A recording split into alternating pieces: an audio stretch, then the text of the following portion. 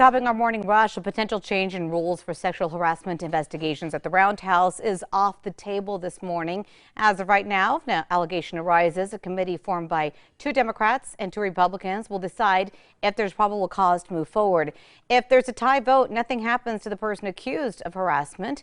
Representative Damon Eli wants to add a 5th person to that committee, a lawyer who could break the tie. Republicans are against it. The Bernalillo County Sheriff's Office participation in a national TV show is drawing concern from a citizen-run review board. Over the past few months, the Reel's show On Patrol Live has aired its ride-alongs with BCSO. A BCSO spokesperson says they would never promote symbolism that may cause division within the community.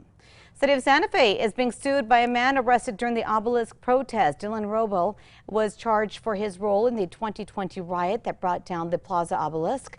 Santa Fe police say that he was on scene and that he shoved an officer in the chest.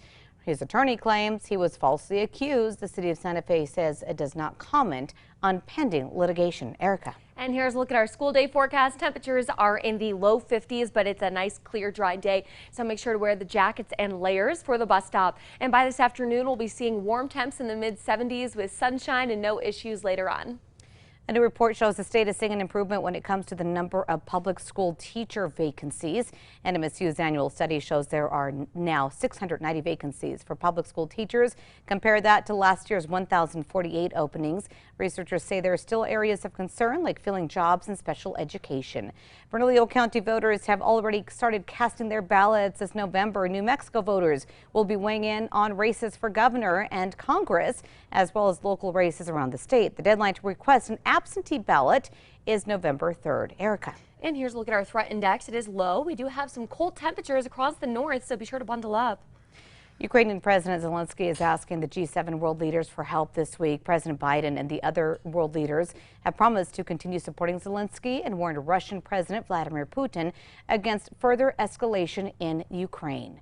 President Biden is calling on 3 Los Angeles City Council members to resign over racist comments heard in a leaked audio recording. This comes days after the former president of the Los Angeles City Council, Neri Martinez, was heard in audio recordings from October 2021 making hateful comments. Erica. All right, let's get a check on traffic. The maps are looking clear, no accidents or slowdowns, and you're taking a live look to the Big I. It's a busy morning out there, but we'll let you know when things slow down. A young fan going viral this morning after going through an emotional roller coaster during his team's first playoff game. Cameras captured the young Astros fan getting emotional over what seemed like the team's imminent loss. That's when Jordan Alvarez hit a walk-off 3-run homer to secure the win. Cameras were able to find the young fan again in a much better mood. Time now for the 5 facts. At number 5 this morning, one Los Alamos family will likely be talking about an interesting visitor they recently captured on camera. Dan Sena's Ring camera caught the bear's visit to their backyard last week. The bear wastes no time having some fun with the soccer ball left in the yard. On to number 4 now. Tourism is bouncing back in Albuquerque. Visit Albuquerque says tourism revenue dropped around 80% during the pandemic. Those numbers are back up after the city showcased itself to millions during ads. And at number 3, we're going to be staying dry today with highs back into the mid 70s. And number 2, now the Bernalillo County Sheriff's Office participation in a national TV show is drawing concern from a citizen-run review board. Over the past few months, the Real show On Patrol Live has aired its ride-alongs with BCSO.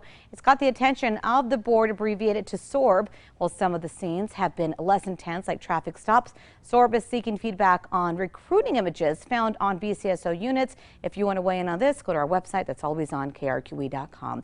Number 1, a new proposal to fix what some call a broken policy during sexual harassment investigations at the Roundhouse is off the table this morning. Right now, if a lawmaker is accused of harassment, a committee is formed of 2 Democrats and 2 Republicans will decide if there is probable cause to move forward. If they fail to find a probable cause or tie the vote, the case hits a standstill and the committee does not have to release any of the information.